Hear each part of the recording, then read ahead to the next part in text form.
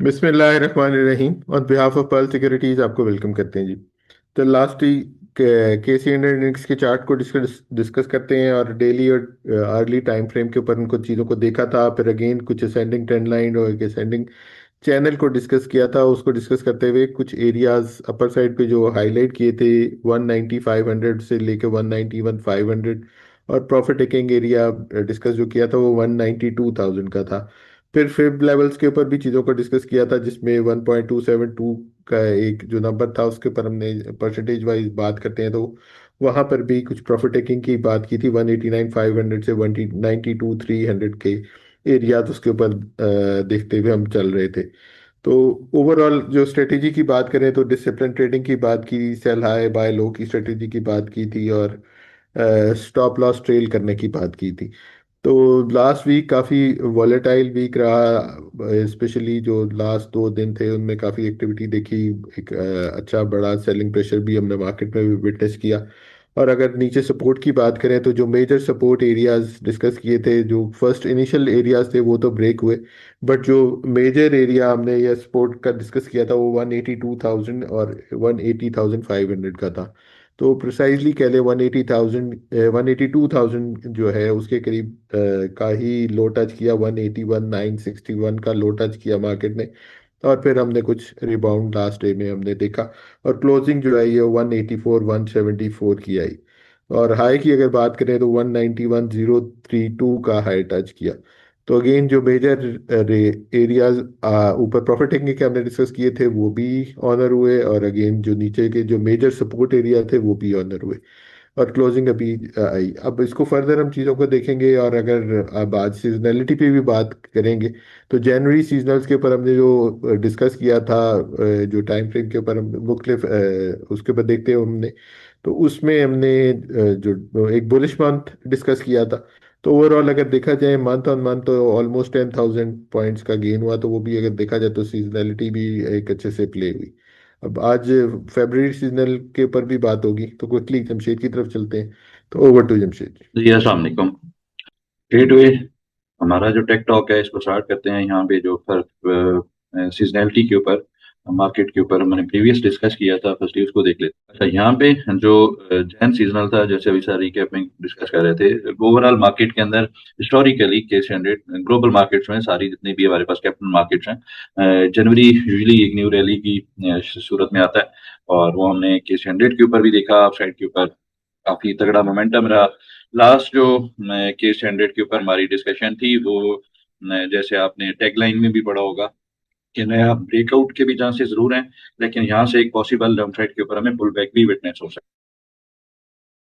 तो उस जो केस हंड्रेड के वीकली और दस परफॉर्मेंस थी वो अगर हम नेक्स्ट स्लाइड्स के ऊपर देखते हैं, और जो डिस्कशन की थी हमने चार्ट फॉर्मेशन को देख के, उससे पहले अगर हम यहाँ पे आप देख रहे होंगे स्लाइड के ऊपर आपको रेड बार ज्यादा नजर आ रही होंगी, और एक्चुअली ये जो बार्स आपको नजर आ रही हैं वर्टिकल बार, एक मंथ ओवर मंथ बेसिस के ऊपर जो previous historically in that particular year जो परफॉर्मेंस रही, जैसे अभी हम ये यहाँ पे देखेंगे 2018 में जो स्टैंडर्ड की फेब के ऊपर परफॉर्मेंस रही, कोई 809 पॉइंट्स यहाँ पे पॉइंट्स आपको नजर आते हैं, नेगेटिव क्लोज किया। इसी तरह 1744 पॉइंट्स 2019 में नेगेटिव क्लोज किया, रिजल्टेड इनटू 4.2% की करेक्शन। उसके बाद हमने फेब 2020 में अप्रोक्सीमेटली 3600 पॉइंट्स का डिक्लाइन देखा, जो कि बड़ा नंबर था at that time, percentage by 9% यहाँ पे डिक्लाइन हुआ था। यहाँ पे आपको कन्वेंशनली यहाँ पे हमारे पास 2009 2010 जो हमारे पास एक क्राइसिस के बाद अपसाइड के ऊपर 2008 के क्रैश के बाद मार्केट ने रिकवर किया था, तो वो एक परफॉर्मेंस थी। उसके बाद जितने भी हमारे पास ग्रीन मंथ्स हैं वहां पे कोई इतनी अच्छी परफॉर्मेंस नहीं है। जैसे कि ये भी स्टिल ग्रीन बार है, लेकिन एक स्लाइटली पॉजिटिव क्लोज किया, अनडिसाइसिव क्लोजिंग थी। इसी तरह ही लास्ट हम देखें एक 2024 का जो फेब था, वहां पे कोई 4% 4.19% केस ने गेन किया था। अदरवाइज सिंस 2009 से ऑनवर्ड 2025 तक यूजुअली फेब्रुवरी एक एक्शन का मंथ रहा है, या यहाँ पे एक हमारे पास वोलेटिलिटी इंक्रीज होती नजर आ सकती है। तो हमारे पास क्योंकि अभी हम आज क्लोज किए हैं मंथ के ऊपर, जनवरी के ऊपर, तो लास्ट जैसे हम कुछ वेबनार्स के ऊपर जो सीजनलिटी को डिस्कस किए तो ये चीज डिस्कस करते रहे कि जो फर्स्ट वीक ऑफ मंथ होगा वो काफी इंपॉर्टेंट होगा। तो वो देखने वाली चीज है कि उसके ऊपर हमारे पास जो कमिंग वीक होगा कैसी ओपनिंग होती है, वहां पे कैसे फॉर्मेशंस बनती नजर आती हैं। तो मेरे ख्याल में, क्योंकि हम एक एवर हाई के ऊपर ट्रेड कर रहे हैं, और सबसे इंपॉर्टेंट चीज जो फेब सीजनल्स के ऊपर हिस्टोरिकली आपको नजर आती है और जो ट्रिगर करती है, वो आपके सारे स्टॉक्स के, मोस्ट ऑफ द स्टॉक्स इस मंथ के ऊपर हमारे पास एक जो फाइनेंशियल रिजल्ट्स हैं वो पोस्ट कर रहे होते हैं। तो उसकी वजह से भी हमारे पास रिजल्ट की वजह से, रिजल्ट सीजन की वजह से फेब्रुअरी अमूमी तौर पे एक वॉलेटाइल मंथ होता है।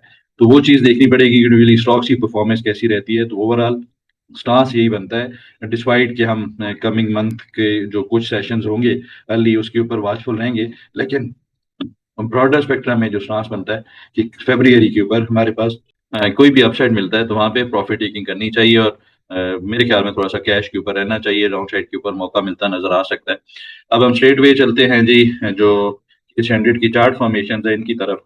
और इसके ऊपर हमारी जो प्रीवियस डिस्कशन थी डेली टाइम फ्रेम के ऊपर, आवरली टाइम फ्रेम के ऊपर, वहां पे प्रेपोजिशंस ने कैसे प्ले किया। अच्छा, यहाँ पे हमारे पास जो ये चार्ट फॉर्मेशन से ही हमने एक स्टैंडिंग ट्रेंड लाइन थोड़ा सा रिकैप कर लेते हैं यहाँ पे क्विकली। यहाँ पे हमारे पास जो प्रीवियस दो पॉइंट्स थे, एक पॉइंट ये था, ये केस हंड्रेड के दो पॉइंट्स हमने कनेक्ट किए थे। इन पॉइंट्स की जो वैल्यूज थी साइड के ऊपर, कब केस हंड्रेड ने फर्स्ट टाइम आके 17 दिसंबर 2024 में जो हाई पोस्ट किया था अराउंड 117,000 का, ये पहला पॉइंट था। सेकंड जो पॉइंट था वो 3 अक्टूबर 2025 का था, जब 169,988 का अपसाइड के ऊपर हाई पोस्ट हुआ। वहां से फिर केस हंड्रेड ने इन दो पॉइंट्स को कनेक्ट करके हमने लाइन को एक्सटेंड किया था।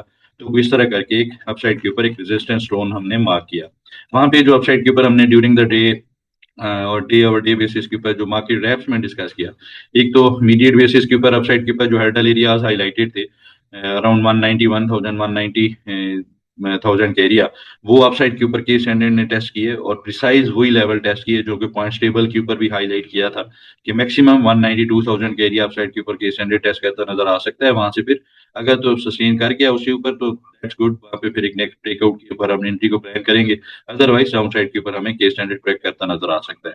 तो हमने एक सेशन के ऊपर एक काफी तगड़ा नंबर भी देखा, रिजेक्शन की कैंडल देखी, एक बीरिश मोमेंटम कैंडल यहाँ पे अपीयर हुई है काफी अरसे के बाद यहाँ पे अपसाइड के ऊपर।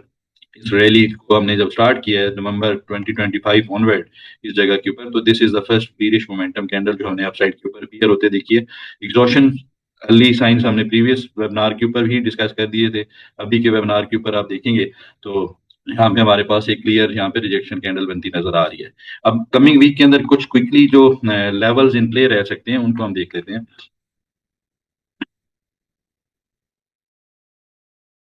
इसके ऊपर हमारे पास एक जो पोटेंशियल सपोर्ट एरिया, हमने एक इमीडिएट बेसिस के ऊपर कोई मेजर कन्फ्लुएंस नहीं था। एक कन्फ्लुएंस जो कि हमने अपने कल चैनल के ऊपर डिस्कस भी किया था, वो ये था कि जब case hundred when it was reading on 29 जनवरी, तो हमने ये डिस्कस किया था कि डाउन साइड के ऊपर, क्योंकि हम फिब लेवल्स को काफी इंपॉर्टेंस देते रहे हैं प्रीवियसली भी, तो 182,600 से 181,500 के पास अराउंड 182,000 हमारे पास एक कन्फ्लुएंस है जो कि फिब लेवल्स का कन्फ्लुएंस था। इसको थोड़ा सा बेटर अंडरस्टैंडिंग के लिए अगर मैं यहाँ से इसको राइट साइड के ऊपर प्लॉट करूँ, इन लेवल्स को आप क्लियरली देख सकें, तो ये हमारे पास एक पोटेंशियली पीआरजी बनता नजर आ रहा था अवली टाइम फ्रेम के ऊपर, जो कि अगेन आई एम रिपीटिंग 182,600 से डाउन साइड के ऊपर 182,000 का एरिया था, 181,800 का एरिया था। अब इस जगह के ऊपर हमारे पास जो एक फिब एक्सटेंशन के लेवल के ऊपर, फिब रिट्रेसमेंट के लेवल के ऊपर, इस जगह के ऊपर इस तरह का एक बॉक्स की फॉर्मेशन थी। यहाँ पे रिजेक्शन कैंडल अपसाइड के ऊपर पोस्ट करना, और एक जो हमने रिजेक्शन देखी है लास्ट डेली टाइम फ्रेम के ऊपर, जबकि एस हंड्रेड ने एट वन टाइम को अप्रोक्सीमेटली 4200 पॉइंट्स रीगेन भी किए, फिर अगेन अपसाइड के ऊपर रेजिस्टेंस एरियाज। अब ये जो रेजिस्टेंस एरिया अपसाइड के ऊपर एज ए रेजिस्टेंस चेक करता नजर आया, इसकी क्या इंपॉर्टेंस है। अब अगर लास्ट हमारे वेबिनार को आप जाके देखेंगे तो वहां पे इमीडिएट सपोर्ट एरिया का हमने हाईलाइट किया था, जो कि एक बॉक्स का एरिया था इस जगह के ऊपर। ये इमीडिएट वो सपोर्ट एरिया अपसाइड के ऊपर 187,500 से 186,500, कोई 1,000 पॉइंट्स का रीजन बनता था। यहाँ पे केस स्टैंडर्ड को हम देखेंगे, अगर तो यहाँ से एक बुलिश रिएक्शन कैंडल पोस्ट करेगा तो फिर हम साइड वाइट साइड के ऊपर इंट्रीज को प्लान करेंगे। अब वही एरिया जब केस स्टैंडर्ड ने डाउन साइड के ऊपर वायलेट किया है, now it's acting as a resistance area. तो गोइंग फर्दर मेरे ख्याल में ये हमारा एक रेंज बन रही है इस तरह करके, ये हमारा अपसाइड के ऊपर मीडिएट रेजिस्टेंस एरियाज के तौर पे फर्दर एक्ट करते नजर आ सकते हैं। यहाँ पे एक शॉर्टर टाइम फ्रेम के ऊपर इतना अच्छा कन्फ्लुएंस नहीं है डिसेंडिंग ट्रेंड लाइन का, लेकिन स्टिल इट्स देयर। तो ये अपसाइड के ऊपर इमीडिएट बेसिस के ऊपर 186,600 से लेके 187,700 का एरिया, और इसको अगर राउंड किया जाए तो 188,000 का एरिया बनता है। 500,000 पॉइंट्स का गिव एंड टेक रहेगा, वो उसके अकॉर्डिंगली आप चार्ट्स को एडजस्ट करना चाहिए। तो ये हमारा इमीडिएट हर्डल एरिया है। टिल द टाइम ये अपसाइड के ऊपर एटलीस्ट रीगेन नहीं होता, तो मेरे ख्याल में कोई भी यहाँ से एक बाउंस मिलता है इंट्राडे के अंदर, तो वहाँ पे प्रॉफिट टेकिंग करके कैश को फ्री करना चाहिए, क्योंकि काफी सारे स्टॉक्स अपसाइड के ऊपर स्टिल ट्रेंडिंग पोजीशंस में है। कुछ जो लास्ट आवर्स के अंदर मोमेंटम था के स्टैंडर्ड के ऊपर, हमने रिजेक्शन भी देखी है, लेकिन इंडिविजुअली स्टॉक्स या थर्ड ईयर के स्टॉक्स और सेकंड ईयर के स्टॉक वो स्टिल अपसाइड के ऊपर परफॉर्म करते रहे। तो उस फिनोमेना को सिर्फ एक सिचुएशन है कि हमारे पास जो डाउनसाइड के ऊपर स्ट्रक्चर वायलेशन स्टिल फिलहाल के लिए कंफर्मेशन रिवर्सल के लिए नहीं है, तो वो एक चीज बेहतर के लिए पॉइंट कर सकती है कि अगर डाउनसाइड के ऊपर दोबारा से डिप आएगी, तो अगर हम यहाँ पे ऑप्टिमिस्टिक अप्रोच को जाएं, तो ये हमारे पास यहाँ पे पॉसिबल है कि इस तरह के स्टैंडर्ड साइडवेज ट्रेड करे, जैसे यहाँ पे हमने एक बॉक्स के अंदर एक से दो सेशंस को ट्रेड करते देखा था, और वहां से एक अपसाइड के ऊपर रिकवरी करता नजर है। तो ये एक चीज सब्जेक्टिव है, कैसे के स्टैंडर्ड रिएक्ट करता है प्राइस एक्शन के ऊपर, तो वो सबसे इंपॉर्टेंट चीज होगी। अभी के लिए अपसाइड के ऊपर हमारे पास जो अर्ली डेटा है जिसको हम एनालाइज कर रहे हैं, उसके अकॉर्डिंगली अपसाइड के ऊपर सेलर्स काफी हैवी हैं, और अपसाइड के ऊपर मेरे ख्याल में फर्दर भी कोई भी बाउंस आता है तो वहाँ पे हमारे पास रेजिस्टेंस के तौर पे के स्टैंडर्ड के जो रेजिस्टेंस एरियाज हैं वो करते नजर आ सकते हैं। तो इसको अगर हम समरी की तरफ लेके चलें, एक तो हमारे पास कॉशियस पॉइंट्स के ऊपर आ गया फेब सीजनल, वो भी एक चीज हम डिस्कस कर चुके हैं लास्ट स्लाइड्स के ऊपर। उसके बाद जो स्ट्रक्चर हमने रिसेंट डाउन साइड के ऊपर देखा है, यहाँ पे एक मीडिएट सपोर्ट एरिया जो कि करता नजर आ रहा है। हमारे पास एक जो डे ओवर डे बेसिस के ऊपर एक बड़ी मोमेंटम कैंडल बनी थी, उसके ऊपर नेक्स्ट जो कैंडल है वो इंडिसाइसिव कैंडल है, लेकिन अपसाइड के ऊपर यहाँ पे एक वीक है, यहाँ से अपसाइड के ऊपर सेलिंग प्रेशर हाईलाइट हुआ है। तो एटलीस्ट 187,600 को के स्टैंडर्ड को रीगेन करना चाहिए, और आइडियली अपसाइड के ऊपर 189,000 से ऊपर अगर क्लोज करता है दो कंसेक्टिव सेशन, तो फिर फर्दर अपसाइड के ऊपर परफॉर्मेंस रह सकती है। अदरवाइज डाउन साइड के ऊपर इमीडिएट सपोर्ट एरिया स्टिल वही है, डाउन साइड के ऊपर 182,000 181,000, और at the maximum down side हमारे पास जो ये स्विंग का लो है, इसको अगर हम फेयर वैल्यू गैप को देखें तो 179,400 का एरिया है। तो करंट क्लोजिंग से चार पांच हजार पॉइंट्स नीचे है और 3 से 4 हजार पॉइंट्स ऊपर है। तो एक नो मैंस लैंड के ऊपर के स्टैंडर्ड ट्रेड कर रहा है। यहाँ पे एक बॉक्स फॉर्मेशन फर्दर कंसोलिडेशन की बनती नजर आ सकती है, या फिर इनको डाउन साइड के ऊपर या अप साइड के ऊपर जैसे ही वायलेशन मिलती है तो वहां पे अकॉर्डिंगली ट्रेड करना चाहिए। जी सर। जी, आगे इंडेक्स की तरफ चलते हैं। कमिंग वीक के लिए मेजर सपोर्ट रेजिस्टेंस एरियाज को देख लेते हैं और पॉइंट्स टेबल को भी डिस्कस कर लेते हैं। अच्छा, ये हमारे पास जो करंट ये जो स्लाइड है, यहाँ पे अभी कोई हमने मेजर चेंजेस नहीं देखी थी। अब हमारे पास बीरिश और कॉशियस पॉइंट्स के ऊपर हमारे पास डिवर्जेंसेस थी, ये एक हमारा फर्स्ट पॉइंट था। इसको सेकंड जो पॉइंट यहाँ पे मिलता नजर आ रहा है वो फेब सीजनल्स का है। अब फेब सीजनल्स के ऊपर हमने लास्ट जैसे साइड्स के ऊपर देखा है कि फेब्रुअरी यूजुअली हमारे पास मोस्ट ऑफ द टाइम एक रिएक्टिव मंथ होता है या फिर थोड़ा सा वोलेटाइल मंथ होता है। तो वो एक चीज कॉशियस स्टांस के ऊपर फर्दर एम्फेसाइज करती है, डिसिप्लिन ट्रेडिंग के ऊपर फर्दर एम्फेसाइज करती है। जो मैं मूविंग एवरेजेस हैं वो स्टिल अपसाइड के ऊपर, जो मेजर मूविंग एवरेजेस के क्रॉस ओवर्स हैं वो स्टिल अपसाइड के ऊपर ही इंडिकेशन देखते हैं। लेकिन डाउन साइड के ऊपर हमारे पास जो जनवरी सीजनल था वो कंप्लीट हुआ, उसके अकॉर्डिंगली अब देखा जाए तो दो दो पॉइंट्स हमारे पास कंप्लीट होते नजर आ रहे हैं। स्टिल जो एक्सटेंडिंग ट्रेंड लाइन का सपोर्ट एरिया है वो काफी अच्छे से हमारे पॉइंट्स टेबल के ऊपर है, वो होल्ड कर रहा है। उसका जो मीडिएट सपोर्ट एरिया है वो 180,800 का है। ये एक मीडिएट सपोर्ट एरिया जो कि प्रीवियसली हमने डिस्कस किया था, रेजिस्टेंस के तौर पे अब एक्ट करता नजर आ रहा है। काफी सिंपल सा व्यू है। इसको अपसाइड के ऊपर हम मीडिएट हेडल एरियाज के पास देखेंगे, और ये हमारा मीडिएट हेडल एरिया रहेगा, और डाउन साइड के ऊपर मीडिएट सपोर्ट एरिया जो कि स्टैंडिंग ट्रेंड लाइन का सपोर्ट एरिया वो 180,800 का है। और जो डाउन साइड के ऊपर हमारा एक मेजर डिमांड जोन था, क्योंकि लास्ट वीक के अंदर ने इस डिमांड जोन को टेस्ट होते देखा है, वहां से अपसाइड के ऊपर रिजेक्शन भी देखी है। स्टिल ये डिमांड जोन यही है जो कि मीडिएट सपोर्ट एरिया है, इसी के साथ ही इसी के एरियाज कन्फ्लुएंस करते हैं। सेंडिंग ट्रेंड लाइन हो गई, मीडिएट बेसिस के ऊपर हमारे पास जो फेयर वैल्यू गैप्स हैं वो भी इन एरियाज के ऊपर हाईलाइट होते हैं।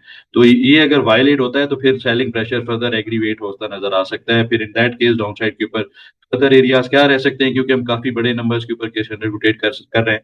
तो वो एक सब्जेक्टिव चीज है, वो अगेन अगर ऐसी चीज बनती है तो इंशाल्लाह वो मार्केट ड्राफ्ट में आपके साथ डेली जो हाईलाइट करते हैं वहां पे डिस्कस भी करेंगे। उससे पहले ये इसी स्पोर्ट को देखना चाहिए, ये केस स्टैंडर्ड को वायलेट नहीं करना चाहिए। ये अगर वायलेट होता है तो फिर डाउन साइड के ऊपर एक डीपर साइड के ऊपर एरियाज एक्सपोज होते नजर आ सकते हैं। जी सर। जी, आगे क्यूरी सेक्शन की तरफ चलते हैं। जो क्यूरी शॉर्टलिस्ट की है उनको आंसर कर लेते हैं। अच्छा जी, क्यूरी सेक्शन में हमारे पास फर्स्ट ऑफ ऑल जो क्यूरी है लकी सीमेंट। अच्छा, लकी सीमेंट के ऊपर जो करंट चार्ट फॉर्मेशन है, फर्स्टली अगर हम इसको देखें तो एक तो अपसाइड के ऊपर हमारे पास एक अपसाइड का एक मोमेंटम बना यहाँ से हमारे पास जो एक रैली की, उसके बाद एक मेजर ब्रेकआउट हमने विटनेस किया, लेकिन वो अभी तक इतना अच्छा फर्दर अपसाइड के ऊपर मार्कडाउन या मार्क का फेज स्टार्ट नहीं हुआ। और इसकी रीजन क्या थी वो हम फिब लेवल्स की मदद से देखते हैं। उसके ऊपर जो अपसाइड के ऊपर हमारे पास ये जो रिसेंट यहाँ से एक मोमेंटम बना है, यहाँ पे एक इसने रीगेन किए हैं चीजें, तो यहाँ पे फिर एक्सटेंशन को अगर हम अप्लाई करें, ये रिसेंट इसकी अपसाइड के ऊपर एक विजिबल लेग है। इसके ऊपर जो चार्ट के अकॉर्डिंगली हमने प्रीवियस भी इसको डिस्कस किया था, ये अपसाइड के ऊपर यहाँ पे इस लेग के ऊपर हमने फिब एक्सटेंशंस को अप्लाई किया। और यहाँ से अब फिब की सेटिंग्स में आके हमने अपसाइड के ऊपर जो मीडिएट बेसिस के ऊपर हमारे 2 पॉइंट्स होते हैं, मीडिएट जो एक रेजिस्टेंस एरियाज, क्योंकि एक मेजर ब्रेकआउट के बाद इन पॉइंट्स को डिस्कस करना ये काफी इंपॉर्टेंट भी रहता है। और यहाँ पे आप देखें तो मोस्ट ऑफ द स्टॉक्स इसी 1.13 और 1.27 के टू के पास एग्जॉस्ट भी करते नजर आते हैं।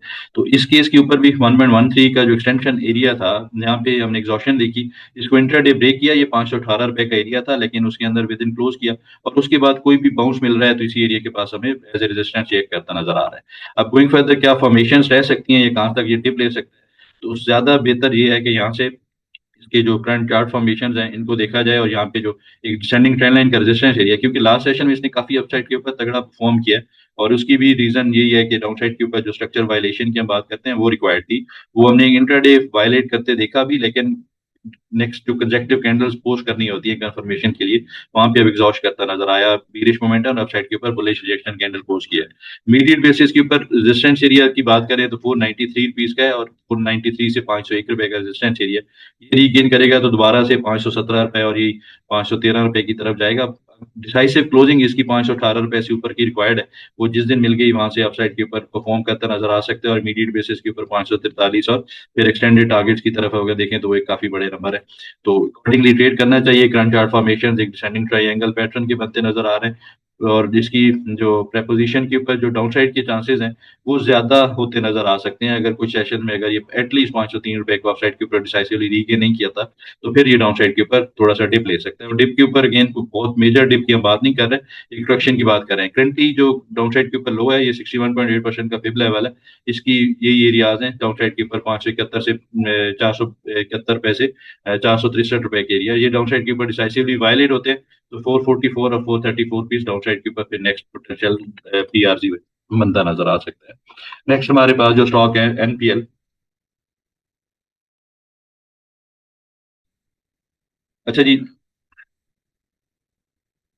एनपीएल के ऊपर, निषाद पावर के ऊपर हमारे पास जो करंट चार्ट फॉर्मेशन हैं, एक तो मेजर अपसाइड के ऊपर ट्रेंड कर रहा है। यहाँ पे फिर अगेन हम फिर एक्सटेंशन लेवल को देख लेते हैं, जो रिसेंट हमारे पास ऊपर क्लियर लेग है, कोई रॉकेट साइंस नहीं है कि आपने कौन सी लेग के ऊपर ये लेना है। काफी दफा ये क्यूरी सेक्शन में ना आप लोगों ने ये पूछा होता है कि ये यही लाइन क्यों, या इस यही पॉइंट यहाँ से हम 0 पॉइंट ले रहे हैं, यही पॉइंट क्यों, ये डाउन साइड के ऊपर यहाँ से क्यों नहीं देना जा रहा। वो अब थोड़ा सा इसको प्ले करेंगे तो इंशाल्लाह आप इसके साथ ना यूज हो जाएंगे। कोई मेजर फर्क नहीं होता कुछ लेवल्स के ऊपर, लेकिन स्टिल जहाँ पे हार्मोनिक्स के रेशियोज को ट्रेड कर रहे होंगे तो वहाँ पे उनके काफी स्ट्रिक्ट रूल्स हैं। अब जैसे यहाँ पे देखा जाए तो काफी एक परसेंटेज वाइज फर्क पड़ जाता है। 1.272 की हम प्रीवियस स्लाइड के ऊपर बात करते रहे लकी सीमेंट के ऊपर, तो फर्स्ट इसकी करेक्शन इसी एरिया के पास थी, वहां से फिर इसने करेक्ट किया, डाउन साइड के ऊपर हायर लो पोस्ट किया, और लास्ट सेशन में दोबारा से एक तगड़ा बाइंग मोमेंटम यहाँ पे जनरेट हुआ है। अब इमीडिएट बेसिस के ऊपर क्योंकि इसने डेली टाइम फ्रेम के ऊपर अपसाइड के ऊपर क्लोजिंग की है, अब सस्टेन कर पाता है कि नहीं ये एक इंपॉर्टेंट चीज होगी। और अब हमारे पास रिसेंट जो एक अपसाइड के ऊपर क्लियर लेग है ये है, उसके बाद यहाँ पे हमने करेक्शन किया है। और ये जो फिर लेवल्स को प्ले करने के लिए सबसे इंपॉर्टेंट चीज, ये अगर मैं थोड़ा सा लर्निंग का आपके लिए यहाँ पे हाईलाइट करता चलूँ, एक आपने एक्स रे पॉइंट यहाँ से लिया, और ये जो बी पॉइंट है, अगर आपने फिब एक्सटेंशंस को या फिब लेवल्स को प्ले करना है, तो सबसे इंपॉर्टेंट चीज जो मुझे ऐसा लगता है वो होनी चाहिए, जो कि कंपलसरी है, ये जो बी पॉइंट आपका बनता है एक्स रे पॉइंट के बाद, ये कहीं 38.2% से 61.8% के दरमियान दरमियान होना चाहिए। ये जैसे इस लेग में हमारे पास ये बना, एटलीस्ट 61.8% में होना चाहिए। 38.2% से 61.8% ये हमारे आइडियल फिब के ऊपर रिट्रेसमेंट एरियाज हैं। इनकी साइड के ऊपर रहेगा 23%, तो वो कोई इतना अच्छा सॉलिड पैटर्न नहीं माना जाता, और ना ही कोई इतना अच्छा रिएक्ट करता नजर आता है। हिस्टोरिकली कुछ परफॉर्मेंस रहती है, लेकिन बेहतर रिजल्ट्स इन 38.2% से 61.8% की रिट्रेसमेंट्स के ऊपर मिलते नजर आए हैं हिस्टोरिकली। तो इस एरिया में फिर अगेन ये को अगर आपको लेग मिल जाती है तो फिर आप एक्सटेंशन को अप्लाई करने में आपको ईजी होगा, और फिर अगेन उसके ऊपर रिजल्ट्स भी इंशाल्लाह बेहतर नजर आ सकते हैं। अब रिसेंट जो ये हमारे पास डाउन साइड के ऊपर, इस लेग के ऊपर रिट्रेसमेंट्स हैं, ये आप देखेंगे तो 38.2%, प्रिसाइज 38.2%, जो कि 83.36 रुपीज का एरिया था, वही टेस्ट हुआ, वहां पे साइड वेज ट्रेड किया और उसके बाद अपसाइड के ऊपर फिर अगेन एक तगड़ी क्लोजिंग के ऊपर क्लोज किया। अब नेक्स्ट जो पोटेंशियल टारगेट्स हैं, क्योंकि हम एवर हाइस के ऊपर ट्रेड कर रहे हैं, तो इसके लिए हमारे पास एक बेहतर टूल है, वो हमारे पास एक तो अगेन कोई भी ब्रेकआउट के ऊपर जो कि बुलिश फ्लैग पैटर्न है, उसके पोल्स को हाईलाइट कर सकते हैं, प्रोजेक्ट कर सकते हैं, उनको ट्रेड कर सकते हैं। अदरवाइज हमारे पास जो टूल है वो काफी हेल्पफुल टूल है, वो फिर एक्सटेंशन लेवल है कुछ अपसाइड के ऊपर एरियाज को प्ले करने के लिए। तो यहाँ पे हमारे पास 1.13 जो मीडिएट हर्डल एरिया रह सकता है, वो 102 रुपए 80 पैसे का है। ये मीडिएट हर्डल एरिया 102 से 108 रुपए का एरिया होगा।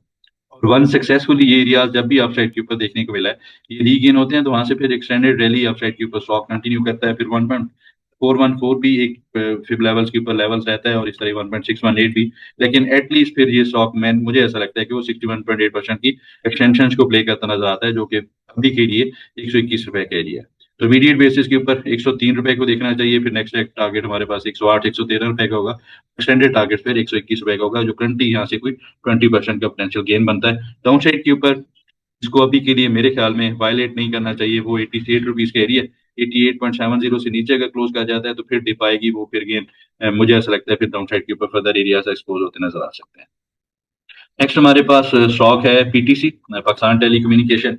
इट्स वन ऑफ दो स्टॉक्स इसने रिसेंट काफी आउट परफॉर्म किया कि स्टैंडर्ड के इन टर्म्स ऑफ परसेंटेज भी, और मोस्ट ऑफ द स्टॉक्स इसने काफी काफी अच्छा परफॉर्म किया अभी के लिए, क्योंकि अपसाइड के ऊपर एक मेच्योर होती नजर आ रही है रैली। लास्ट जो इसकी अपसाइड के ऊपर 12 और 13 जनवरी की दो कैंडल्स थी, मोमेंटम कैंडल्स थी। उसके बाद अगेन एक हमारे पास एक शेप्ड टॉप बनता नजर आया वेरी नेक्स्ट डे, यहाँ पे क्लियरली अपसाइड के ऊपर रिजेक्शन पोस्ट हुई। अब इसको आवली टाइम फ्रेम के ऊपर लेके चलें, यहाँ पे हमारे पास एक क्लियरली हमारे पास जो साइंस हैं, फर्स्ट हमारे पास एक top, again low, lower high, lower low, lower high, और again this is the new lower low upside के ऊपर। अब यहाँ पे देखा जाए तो एटलीस्ट यहाँ तक इसको एक स्ट्रेंथ अगर शो करनी भी थी तो ये एक चैनल बनता नजर आता है ऐसे करके। लेकिन स्टिल अपसाइड के ऊपर इतनी अच्छी मूव नहीं रही लास्ट कुछ सेशंस के। अब इसके ट्रेड कैसे करना चाहिए, तो उसके लिए बड़ा सिंपल सा है। जैसे हम चैनल को ड्रा कर रहे थे, तो इन दो पॉइंट्स को कनेक्ट करते हैं। मीडिएट बेसिस के ऊपर डाउन साइड के ऊपर हमारे पास पोटेंशियल सपोर्ट एरिया 60 रुपीज का है, अपसाइड के ऊपर हर्डल एरिया जो कि रिसेंट स्विंग है 63 रुपीज का है, और हार्ड टॉप 66 रुपीज के पास है। एटलीस्ट इन एरियाज को अपसाइड के ऊपर रीगेन करता है, तो उसके बाद इसके अंदर ब्रेकआउट की ट्रेड प्लान की जा सकती है। उससे पहले ये चार्ट फॉर्मेशन अगर समझ आती हैं और इसको प्ले कर सकते हैं आप स्ट्रिक्ट स्टॉप लॉस के साथ, तो डाउन साइड के ऊपर 59 रुपीज का स्टॉप लॉस है, तो इस रेंज के अंदर इसको बाय द डिप और सेल हाई की स्ट्रेटजी के साथ प्ले किया जा सकता है। नेक्स्ट हमारे पास स्टॉक है के इलेक्ट्रिक। अच्छा जी, के इलेक्ट्रिक के ऊपर डेली टाइम फ्रेम के ऊपर एक प्रीवियस हिस्टोरिकल मूव बनी है, उसके बाद अगेन डाउन साइड के ऊपर रिजेक्शन पोस्ट करता नजर आया करंटली, क्योंकि इसने अपसाइड के ऊपर काफी कंसोलिडेट भी किया इस जगह के ऊपर, और अपसाइड के ऊपर अभी higher low, higher highs, higher lows की फॉर्मेशन है। तो इसको वॉच लिस्ट में रखना चाहिए। 7 रुपए 50 पैसे ब्रेकआउट का एरिया है, इसके ऊपर जैसे ही क्लोज करता है तो वहां पे ब्रेकआउट की एंट्री को प्लान किया जा सकता है, और एक अच्छा तो यहाँ से मोमेंटम कंटिन्यू करता नजर आ सकता है। ये स्टॉक वॉच लिस्ट में होना चाहिए। डाउन साइड के ऊपर एरियाज डिसाइडेड हैं, तो मेरे ख्याल में कोई मेजर डिप आती है टुवर्ड्स 6 रुपए 70 पैसे से 6 रुपए 30 पैसे, तो वो एक अच्छा बाइंग जोन होगा, वहां पे इसके अंदर पोजिशन को बिल्ड किया जा सकता है। लास्ट जो क्यूरी थी वेव्स कारपोरेशन। अच्छा, ये हमने लास्ट कुछ सेशन में मार्केट रैप्स में भी डिस्कस किया, एक अपॉर्चुनिटी हाईलाइट किया, अपसाइड के ऊपर इसने ब्रेकआउट किया, लेकिन इमीडिएट बेसिस के ऊपर जो एक रेजिस्टेंस एरिया हाईलाइटेड है अराउंड 11.44, यही टेस्ट हुआ, वहां से फिर हमने रिजेक्शन देखी है। इसके ऊपर भी अगेन कंसोलिडेशन के ऊपर, इस जगह के ऊपर मैं कंसोलिडेशन की बात कर रहा हूँ, बॉक्स की कंसोलिडेशन थी, इसके मोमेंटम कैंडल के बाद अपसाइड के ऊपर अगेन एक अच्छा मोमेंटम कैंडल। तो ये डाउन साइड के ऊपर कोई भी डिप आती है टुवर्ड्स 10 रुपीज 10.70, और डाउन साइड के ऊपर क्लोज 9 रुपए 60 पैसे, तो एक अच्छा बाइंग एरिया है, यहाँ पे इसको एक्यूमुलेट करना चाहिए। Still it's not trending upside के ऊपर, अभी तक ट्रेंडिंग स्टार्ट हुआ, तो थोड़ा सा लॉन्गर टर्म के लिए डाउन साइड के ऊपर डिप के ऊपर ये स्टॉक एक्यूमुलेशन के लिए, और पॉसिबल है इसके अंदर अपसाइड के ऊपर फर्दर बेहतर एक तगड़ा मोमेंटम अंदर नजर आए। जी सर। जी, इस वीक के लिए इतना। इंशाल्लाह नेक्स्ट वीक दोबारा मुलाकात होती है, तब तक के लिए अल्लाह हाफिज and thank you very much.